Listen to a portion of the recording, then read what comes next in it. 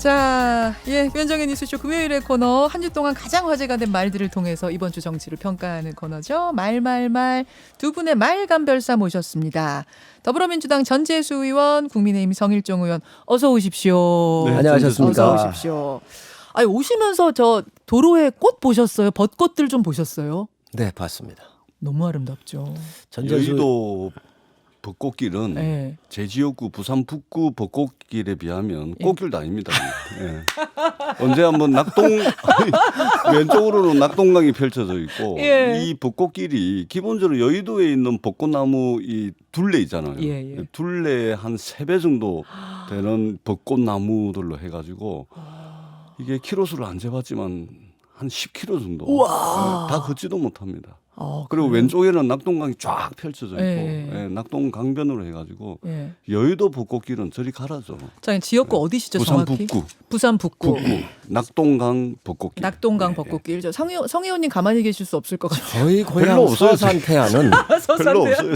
낙동강에 비유할 수가 없습니다. 낙동강 8km 가지고 얘기하지 마세요. 저희 지역은 벚꽃이 너무 많을 뿐만 아니라 해변길까지 있는데 이건 20-30km가 다 넘습니다. 띄엄띄엄이잖아요, 나무가. 세계적인 이 트레킹 코스가 너무 많아서 그러니까 전 의원님 벚꽃나무는 오시면 띄엄띄엄이잖아요, 그게. 아주 잘 되어 있습니다. 한번 오시기 바랍니다. 서산해안. 서산태안에. 서산태안. 정말 네. 아름다운 해변길과 벚꽃길 예. 정말 아. 좋은 곳이니까 많이 와주시기 바랍니다. 근데 뭔 벚꽃나무를 그렇게 많이 심어놨대요, 전국에. 그게 이런 거 갖고 토론하니까 되게 좋네요. 우리 지역이 더 아름답다 이런 아름다운 토론. 자, 오늘 이제 말말말 들어가기 전에 하나만 좀 제가 체크했으면 좋겠는 게 전재수 의원님. 분당 을 김병욱 의원 성남시장 출마하세요? 저는 어제 뉴스 보고 처음 알았는데 제가 좀 친한 편이거든요. 예. 상임위도 갔고 전혀 듣지를 못했습니다. 그런데 통상적으로 보면 국회의원이 기초단체장에는 잘 출마를 안 하죠. 시장 뭐 이런. 어떻든 성남시가 이제 규모도 있고 예산 규모도 있고 인구수도 이제 100만에 가까워지긴 하지만 그래도 기초단체장 아닙니까? 전혀 듣지를 못했습니다. 아마 출마 결심을 했다면 적어도 저하고의 인간적 거리를 생각하면 이야기를 했을 텐데 제가 오늘 끝나고 한번 물어보도록 하겠습니다. 일단은 아닌 걸로 아세요. 듣지를 못했어요. 아니, 김병욱 의원이 성남시장을 가고 그 자리에 이재명 상임고문이 출마할 수도 있다 뭐 이런 이야기가 막 나와가지고. 그러니까 요즘 이제 무슨 이제 뭐 구상이랍시고 네. 이런저런 이야기들이 많이 나오는데 확인을 좀 해봐야 됩니다. 그렇게까지 할까 이런 생각입니다. 이 얘기가 국민의힘 쪽에서 사실은 나왔어요. 이 소문이 처음에 특히 저 누구십니까 이준석 대표가 저희 저녁 프로그램 한판승부에 출연하셔가지고는 여기에 이재명 후보가 나가시고 그렇게 될 경우에는 국민의힘에서도 투수 한 명을 준비하고 있다 이런 얘기를 했었거든요. 이게 이준석 대표 발 출처면 그러면 저는 안 믿습니다. 왜 그러세요? 왜요? 뭐 비단 주머니 이야기하더니 비단 주머니는 고사하고서 역시 별로 안 유능한 믿습니다. 야당의 저격수를 지금 보고 아니요, 계십니다. 안 믿습니다. 국민들께서. 그분은 너무 이제 포장지가 너무 많고 복선이 많아서 믿기 어렵습니다. 제가 볼 때 없는 말이 만들어질까 이것은 상당히 가능성이 있다고 봐요. 이준석 대표한테는 네. 가능하다니까요. 그게. 자, 성 의원님 왜 가능성이 있는 시나리오라고 보세요? 우선 저 인천으로 출마하는 안도 한번 검토한 거 아니에요. 뭐 소문 있었죠, 소문. 그런데 사실 성남 같은 경우는 이재명 지사한테 굉장히 뭐 모태 그 어머니의 고향 같은 곳이니까 네네. 정치적으로 보면 네. 그렇기 때문에 상당히 가능성이 있다고 보여지고요. 그런데 저는 여기에 굉장히 문제가 있다고 봐요. 이재명 지사가 한 말을 책임을 져야 돼요. 먼지 안 털 1원이라도 받았으면 모든 공직을 내려놓겠다 이렇게 대선 과정에서 이 얘기를 하셨는데 예. 각종 혐의가 나왔을 때 지금 대장동, 백현동, 정자동, 성남FC 변호사비 대납 의혹, 재판 거래 의혹 또 이 법카 사용 문제 같은 사법적 리스크가 굉장히 커요. 그렇다고 한다면 이런 것들이 어느 정도 정돈됐었을 때 국회의원 나올 수 있을지 모르지만 이거에 대해서 해명의 절차나 여러 가지 프로세스를 거치지 않은 상태에서 나온다고 했을 때 문제가 있다. 두 번째는 10월 18일 날 국회의원들 면책 특권을 없애야 한다라고 국정감사장에서 강력하게 주장했던 게 이재명 지사입니다. 아, 면책 특권 그 특권 그렇- 없애야 된다. 그렇습니다. 그런데 지금 이러한 사법적 리스크가 굉장히 큰데 국회로 들어오겠다는 것은 스스로 면책 특권 뒤에 숨겠다라고 하는 의미가 있기 때문에 국민들은 그렇게 받아들일 거예요. 그렇기 때문에 실질적으로 왜 이렇게 국회로 들어오려고 하는 몸부림을 치는지에 대한 국민적인 의구심이 시간 갈수록 저는 커질 거라고 봐져요. 그래서 여러 가지 그 가능성을 열어놓고 언론한테 떠보기를 하는 것 같은데 떠보기.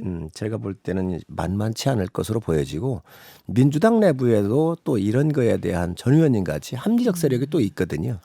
그래서 이런 거에 대한 자정 기능이 작동되면 실질적으로 들어오기가 쉽지 않을 거라고 보여집니다. 그러면 성 의원님, 그러니까 국민의힘에서 이재명 고문의 보궐선거 출마 가능성을 이렇게 높게 보는 이유는 사법 리스크 피하려고 일종의 뭐 의원직이라는 갑옷을 입으려고 하는 거 아니냐 의심하시는 거예요? 의심이 아니라 합리적인 생각들이죠. 합리적 의심. 국민들께서 그렇게 생각을 하고 계신 거죠. 자, 전 의원님. 면책 특권은 국회 회의장에서 발언한 것에 대해서만 면책 특권이 적용이 되는 물론이죠. 것이죠. 예, 물론이죠. 그렇기 때문에 사법 리스크를 회피하기 위해서 국회의원의 갑옷을 입는다. 그것은 전혀 맞지가 않습니다. 요즘 있잖아요. 국회의원회관에 사무실이 압수수색 막 당합니다. 예, 전혀 그렇지 않다라는 말씀을 이제 드리고 사법 리스크 말씀하시면은 윤석열 당선자도 마찬가지죠. 예. 그 부인과 관련된 여러 가지 의혹들 등등 해서 그 대선 캠페인 과정에서 불거졌던 것만 하더라도 한 1분 이상 제가 엎조려야 될 정도로 비슷합니다. 그러니까 그런 말씀 우리 합리적 노선을 추구하시는 성일종 의원님께서 예. 그런 말씀은 너무 과한 말씀이다.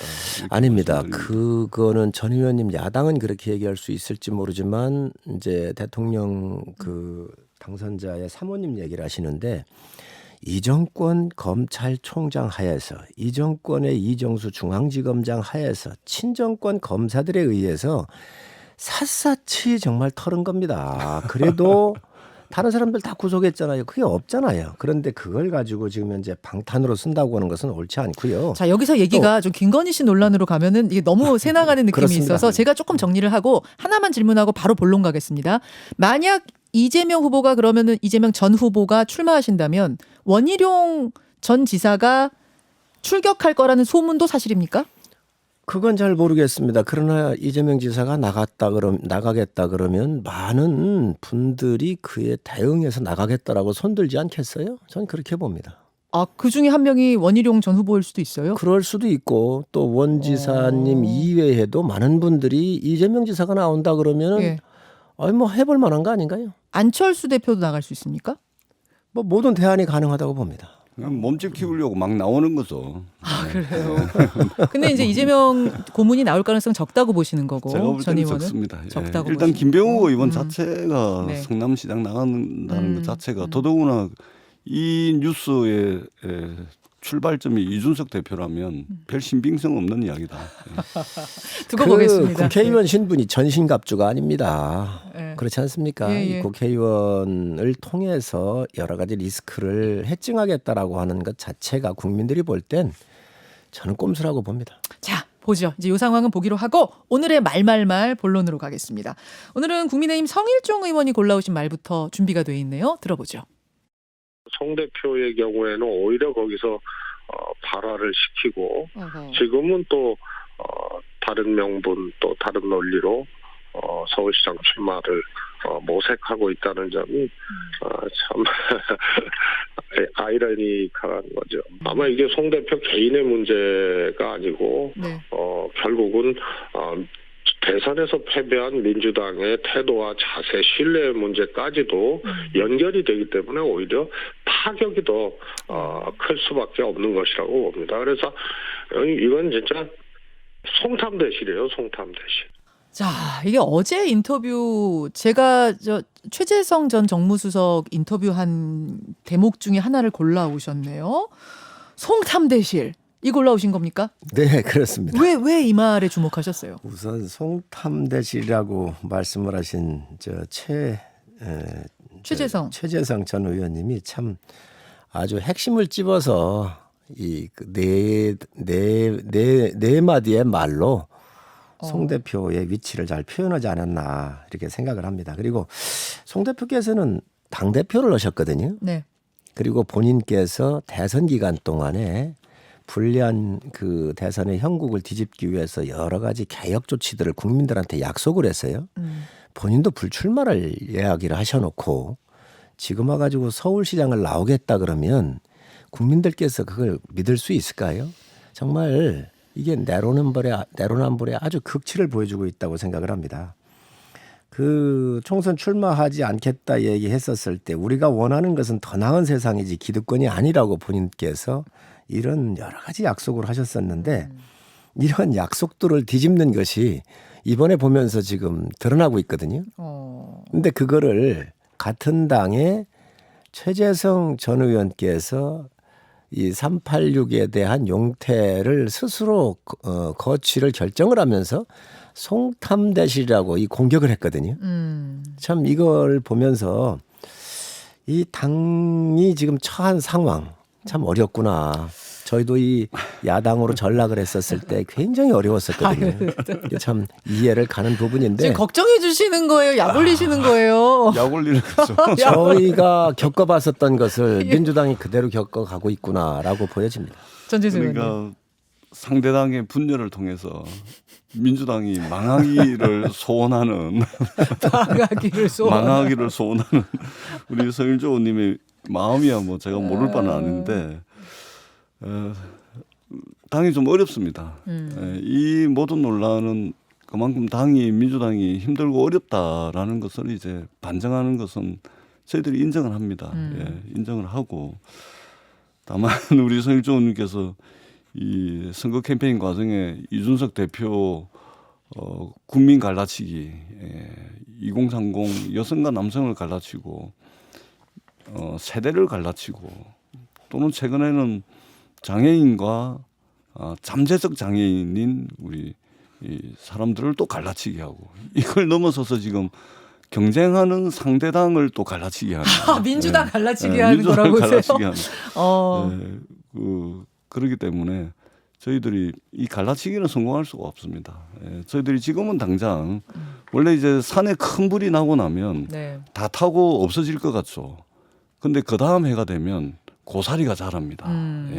그렇듯이 저희들이 새로 또 시작하는 과정에 겪을 수밖에 없는 힘들고 어려운 처지와 상황이고 그러나 반드시 큰 불이 지나가고 나면은 고사리가 자라듯이 저희들이 다시 전열을 정비해서 다시 시작하면 다시 국민들의 마음을 얻을 수 있는 그 인고의 과정이라 좀 봐주시면 될 것 같습니다. 그러니까 지금 고사리가 중요한 게 아니라 예, 예. 숲을 살리고 나무를 살려야 될 거 아니에요. 무슨 이야기냐면 그러니까 불나고 난 뒤에 옛날에 저는 두 가지만 말씀드리고 싶어요. 민주당이 살려면 이재명 후보로부터 이재명 후보를 버려야 합니다. 버려야 해요? 그렇습니다.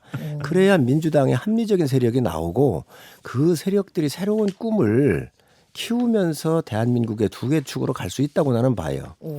그럼 그거에 대한 근거가 뭐냐 이렇게 물으실 텐데 2002년도에 이해창 후보가 대선에 나와가지고 졌잖아요. 네.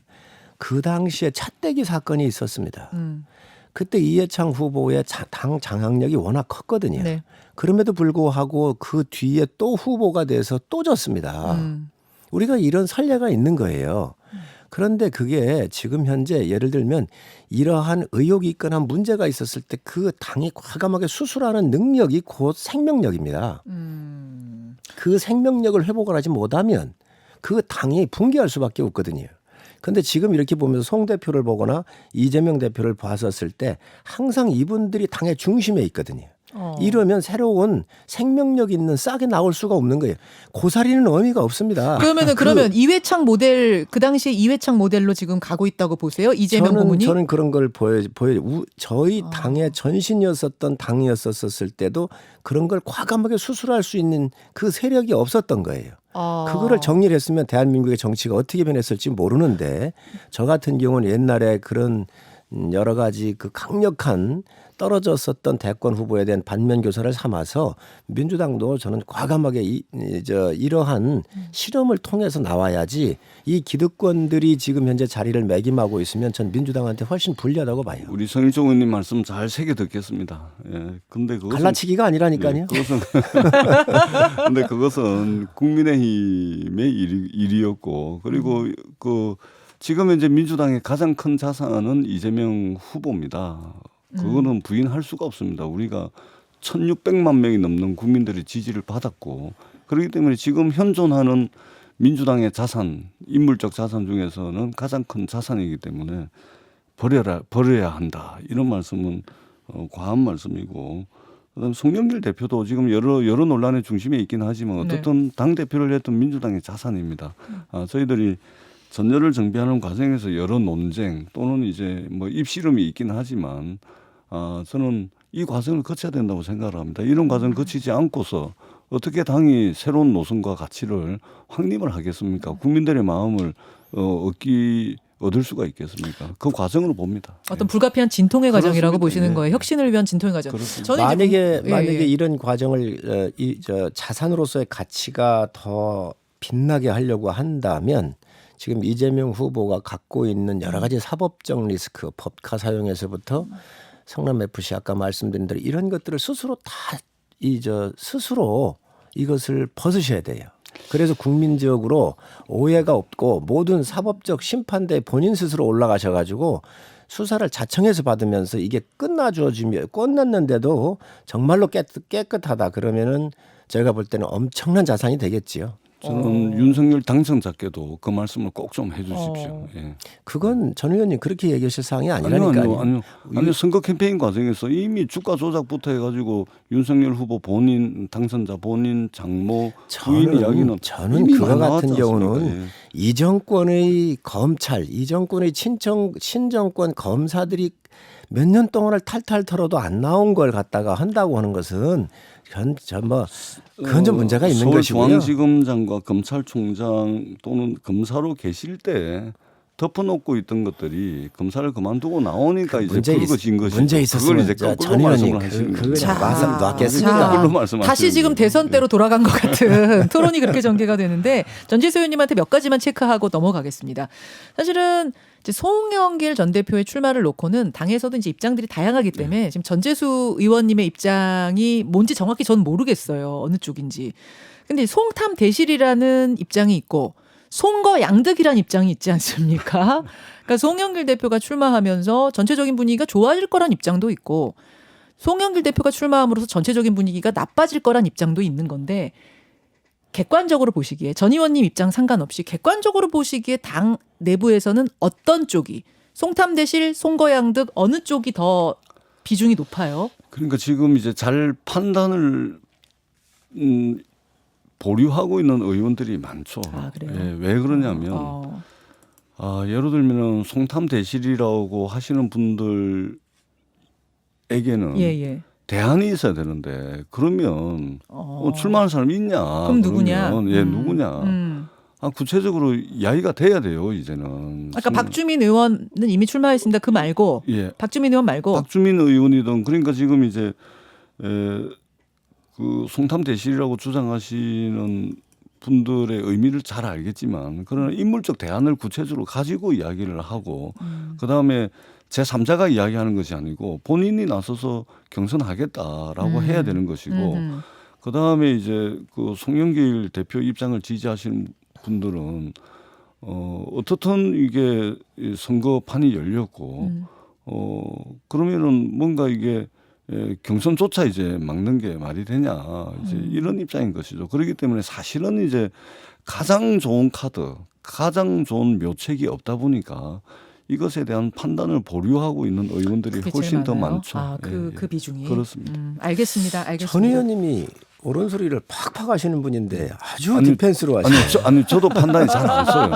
양거 대실합니다. 양거 저도 대실. 사실은 이제 뭐 인물적 대안이 있고 예를 들면 이낙연 대표께서 출마를 하신다거나 이런 대안이 있다면 저도 이제 저의 의견을 가지겠는데 사실은 대안 없이 비판한다는 게 그게 쉽지가 않은 겁니다. 알겠습니다. 지금 민주당의 복잡한 상황이 이렇게만 들어도 이해가 가요. 자, 전재수 의원이 가져오신 말로 넘어가 보죠.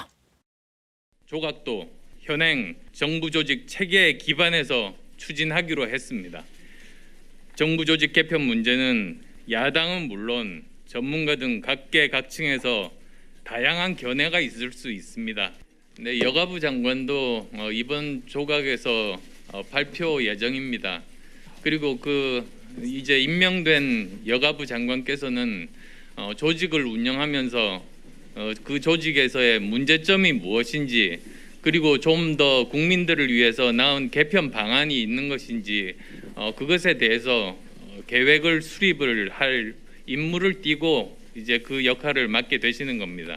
자, 안철수 인수위원장이 어제 정부 조직 개편 방향 발표한 건데 왜 이 말을 골라오셨습니까? 저는 좀 실망스럽다. 그리고 좀 걱정과 우려가 앞선다. 어떤 걱정이요? 왜 그러냐면 사실은 정부 조직을 개편하는데 야당과 각계각층의 의견을 묻겠다라는 뭐 듣기에 따라서는 굉장히 좋은 이야기로 합리적으로 들리긴 하는데 사실은 이 이야기는 윤석열 행정부의 어떤 국가 경영 철학의 부재, 그다음에 비전의 부재 또는 정부 조직에 대한 국가 경영의 구상의 부재, 이 말하고 똑같은 이야기입니다. 야당과 각계각층의 의견을 듣겠다는 것이 아니고 사실은 정부 조직에 대한 어떤 정부 조직 개편에 대한 큰 구상을 밝히고 그러고 난 뒤에 야당 또 국민들의 의견을 수렴을 해야 됩니다. 더더구나 지금은 4차 산업혁명의 파고가 이미 우리 삶 깊숙하게 들어와 있죠. 뿐만 아니라 기후변화라고 하는 것이 일상적 재앙이 되고 있고 또 경제 대전환, 그다음에 융복합의 시대 도래 뭐 이런 것들이 있을 뿐만 아니라 선거 캠페인 과정에서 윤석열 후보께서 청와대 규모를 축소를 하고 기재부의 재정세제부서를 말하자면 금융위원회 금융정책부서와 통합한다든지 또 분권형 책임장관제, 메타버스 부처를 신설하고 항공우주청이라든지 재외동포청 설치하겠다고 쭉 했거든요. 네. 이런 구상을 인수위 단계에서 정부 조직 이 변화에 대한 구상을 내놓지 못하고 지금 현재 있는 그대로 가면 이거 5년 전의 정부 조직입니다. 이미 하루가 자고 일어나면 세상이 변하는 시대에 과학기술부총리라든지 이런 것들 꼭 필요하거든요. 그런데 이것을 인수위 단계에서 하지 않겠다. 그래서 장관을 지금 정부 조직에 맞게끔 임명을 하겠다. 임명돼 가지고 그 부처 장관으로 가보세요.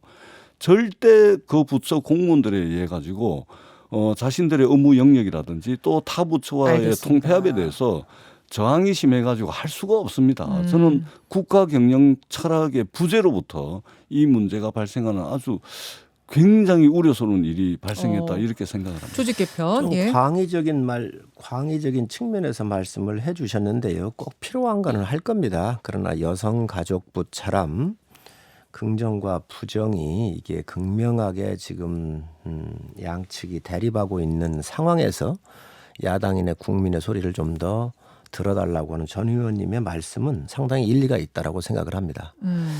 그리고 이게 여성가족부가 이제 김대중 정부 때에 그동안 사실 옛날로 돌아가 보면 사실 여성들에 대한 여러 가지 우리 사회에 불평등이 좀 있었잖아요. 그거를 개선하는데 많은 역할을 해온 게 사실입니다. 그러나 이제 시대가 또 변하면서 또 여성들의 사회적 지위가 높아졌고 또 부정적인 측면으로 봤었을 때 박원순 사태를 보면서 피해 호손이라고 그러면서 피해자를 오히려 돕지 못했던 게 여성가족부 아니었습니까? 그래서 이제 폐지하겠다는 게 공약이었는데 그렇습니다. 이번에 폐지를 안 하고 그냥 장관을 임명한다는 게 협치의 영역인 것이냐 아니면 이게 일종의 꼼수냐 철학부재냐 이게 핵심인 것 같아요. 사실 긍정과 부정에 대한 여러 가지 토론이 있기 때문에 야당과 여러 각계각층의 이 여론 수렴 과정을 인수위의 짧은 2달도 안 되는 기간 동안에 다 수렴할 수는 없으니 이것을 다시 한번 여성가족부의 장관을 임명을 해서 그 숙성의 과정을 좀 거치자라고 하는 협치다 그 말씀이신 거죠? 협치다. 그렇습니다. 자, 짧게 30초씩. 청와대 이전을 이런 식으로 했어야죠. 청와대 이전을 이런 식으로 했어야 되고 그 철학 부재를 국가 경영 철학의 부재를 말하자면 협치로 포장을 한 겁니다. 윤석열 당선자께서 정권 교체 여론으로 당선이 되시고 난 뒤에 이제는 국민들께 자신의 어떤 구상, 자질과 능력을 보여줘야 될 국면이 왔음에도 불구하고 이 자질과 능력을 보여주는 것을 또 보류한 겁니다. 보류. 언제까지 이러한 국가 경영 능력을 보여줘야 되는 국면에서도 보류하는 일들이 자꾸만 이제 벌어질지 좀 우려스럽다라는 예. 유능한 야당 만나서 참 힘들게 생겼습니다. 저희가요. 인수위는 국가를 운영할 수 있는 준비하는 기관이에요. 그래서 이 기간 동안에는 정부조직 개편안을 못 내면 힘들어져요. 이 기간에는 정부 조직을 개편하는 거에서부터 네. 여러 가지를 가지고 준비해서 예. 준비되는 대로 또 야당하고 협의를 해야 될 거 아니에요. 알겠습니다. 그렇기 때문에 이제 저희가 충분히 협의하고 또 야당의 의견을 듣겠다는 구상을 말씀을 드립니다. 내야 협의를 하죠. 아무것도 없이 어떻게 협의가 가능합니까? 저희가 계시면 다 갑니다. 더 기다리십시오. 앞에서 벚꽃 토론하다가 시간이 너무 많이 지나가가지고 오늘 여기서 말말말 이번 주는 여기까지 하겠습니다. 고맙습니다. 네. 감사합니다. 고맙습니다. 김현정의 뉴스쇼는 청취자 여러분의 참여로 이루어집니다. 트위터, 페이스북, 레인보우 게시판, 그리고 단문 50원, 장문 100원의 유료 문자 샵 1212, 우물정 1212 통해 참여하실 수 있습니다. 김현정의 뉴스쇼 여러분과 함께 만듭니다.